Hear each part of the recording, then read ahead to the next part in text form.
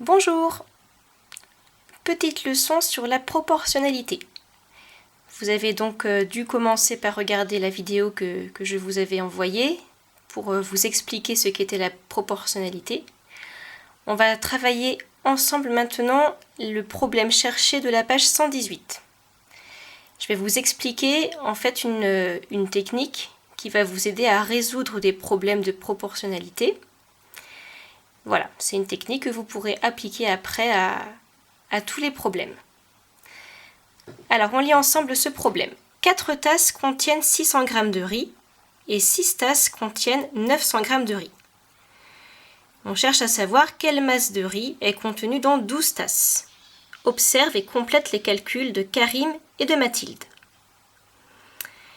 Karim dit 4 tasses contiennent 600 g. 12 tasses, c'est 3 fois plus, puisque 12 égale 3 fois 4. On va donc prendre la masse contenue dans 4 tasses, c'est-à-dire 600. On va multiplier par 3. 600 fois 3 égale 1800. Mathilde, elle, dit 6 tasses contiennent 900 g.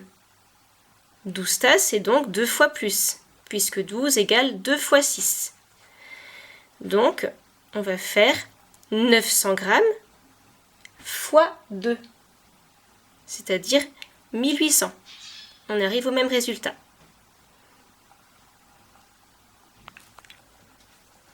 « 600 fois 3 égale 1800. 900 fois 2 égale 1800. » Maintenant, regardez bien.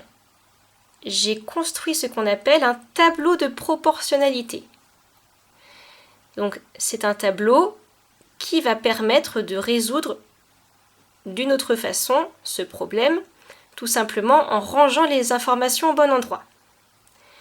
Donc, ce tableau, vous allez pouvoir le faire pour tous les problèmes de proportionnalité. Donc, quand on construit un tableau de proportionnalité, ce qui est très très important, c'est de bien mettre les informations que l'on vous donne. Vous avez toujours au moins 2 informations différentes. Dans ce problème, vous connaissez le nombre de tasses et vous connaissez le poids du riz en grammes. Alors ça, c'est très important de mettre l'unité. Dans la mesure du possible, quand l'unité est proposée, on la met. Le poids, on le compte en grammes. Ensuite, je vais ranger les informations que je connais. Dans le problème, on me dit que 4 tasses contiennent 600 g. D'accord ? 4 tasses, 600 g. Et que 6 tasses contiennent 900 g. Donc, on cherchait au début à savoir combien de grammes étaient contenus dans 12 tasses. Regardez, dans mon tableau, je vois que je peux passer de 6 à 12 en faisant une multiplication. 6 fois 2 égale 12. Donc cette multiplication, ce qui me permet de multiplier 6, c'est-à-dire 2, je le mets dans une bulle, en haut, comme ceci, en faisant bien une flèche pour indiquer le sens dans lequel je vais. 6 fois 2 égale 12. Moi, voilà, j'ai mis mon point d'interrogation ici puisque c'est ce que je recherche. D'accord ? Quel est le poids du riz contenu dans 12 tasses ? Je vais donc faire en bas exactement la même chose que ce que j'ai fait en haut. Le fois 2, je vais le remettre en bas. Je vais donc calculer 900 fois 2 et j'écris le résultat, 1800. D'accord ? Donc ça, le tableau, c'est une façon de résoudre les problèmes de proportionnalité. Alors, on continue. B. Calcule la masse de riz contenue dans 10 tasses. Donc regardez ce que dit Mathilde. J'ai trouvé en effectuant une addition. Alors, je vais vous expliquer pourquoi Mathilde dit ça.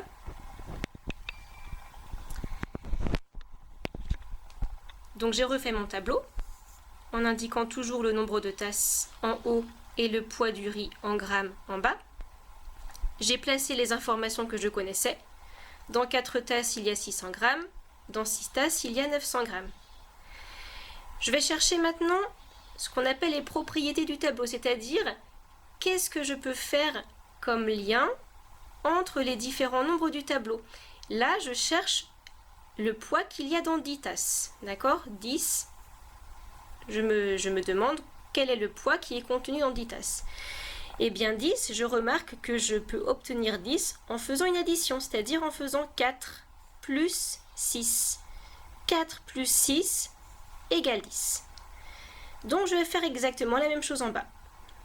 D'accord? 600 plus 900, je fais ma bulle avec le plus à l'intérieur, exactement comme en haut. 600 plus 900, je n'ai plus qu'à calculer le résultat, ça fait 1500. Alors c'est très important, c'est même indispensable, sinon ça ne marche pas. Il faut toujours faire exactement la même opération en haut et en bas. D'accord? Vous ne pouvez pas faire plus en haut et fois en bas. Ok? C'est bien toujours la même opération. Donc dans 10 tasses, il y a 1500 g de riz. Dernier point, c'est explique les calculs désignés par les flèches rouges, puis ceux désignés par les flèches vertes. Alors, ici, donc je connais dans mon tableau la masse de riz en grammes et en bas j'ai le nombre de personnes.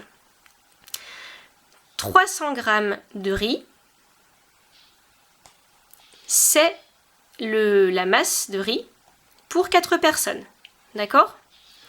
Donc ici, on va chercher pour combien de personnes est-ce que l'on doit préparer 150 g de riz. Donc, comme tout à l'heure, je cherche le lien entre 300 et 150. Quelle est l'opération qui me permet de passer de 300 à 150? C'est une division. Divisé par 2. 300 divisé par 2 égale 150. Je vais donc faire la même chose en bas. 4 divisé par 2. Et donc, ça fait 2. Je vous montre le tableau que j'ai fait. D'accord? 300 divisé par 2 égale 150. 4 divisé par 2 égale 2. D'accord? Donc, 150 g de riz, c'est pour 2 personnes.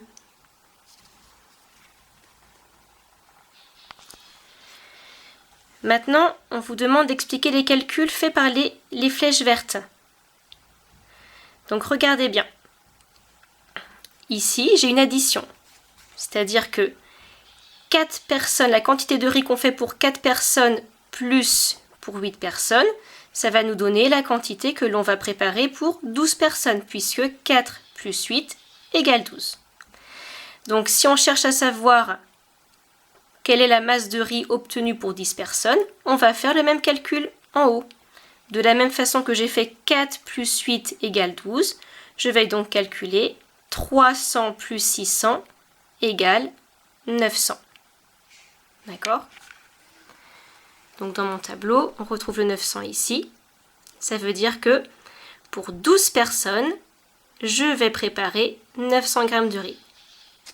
4 plus 8 égale 12. 300 plus 600 égale 900. Ok? On vous demande ensuite, quelle masse de riz doit-on préparer pour servir 12 personnes?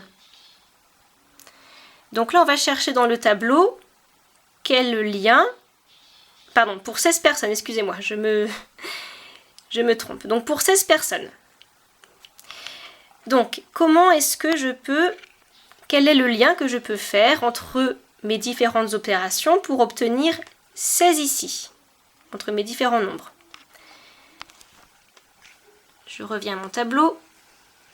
Donc mon 16, il est ici, il est placé, d'accord?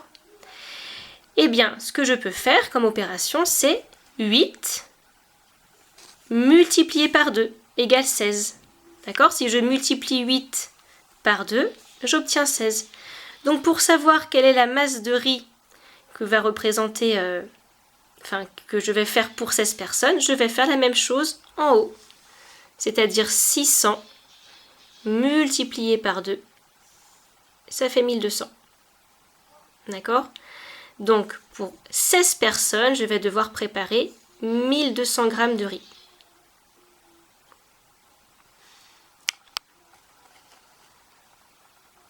Je reviens à mon livre. Pour combien de personnes prépare-t-on 150 g de riz? Eh bien là, vous n'avez plus qu'à regarder dans le tableau, puisque j'ai déjà complété les informations. 150 g de riz. On prépare 150 g de riz pour 2 personnes. D'accord?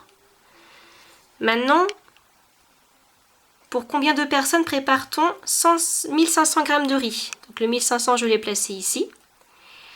Alors c'est pareil, je me demande qu'est-ce que je peux faire comme opération dans ma première ligne pour obtenir 1500. Donc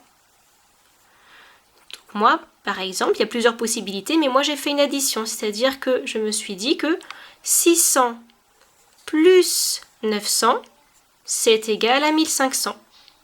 D'accord? 600 plus 900, c'est égal à 1500. Donc je fais la même chose en bas. 8 plus 12, 8 plus 12, égale 20. Donc, je vais préparer 1500 g de riz pour 20 personnes. Donc si on récapitule, après on n'a plus qu'à lire dans le tableau. Ça fait beaucoup de flèches, c'est un petit peu le bazar, c'est pour ça que j'ai mis des couleurs différentes. Pour servir 12 personnes, on doit préparer 900 g de riz.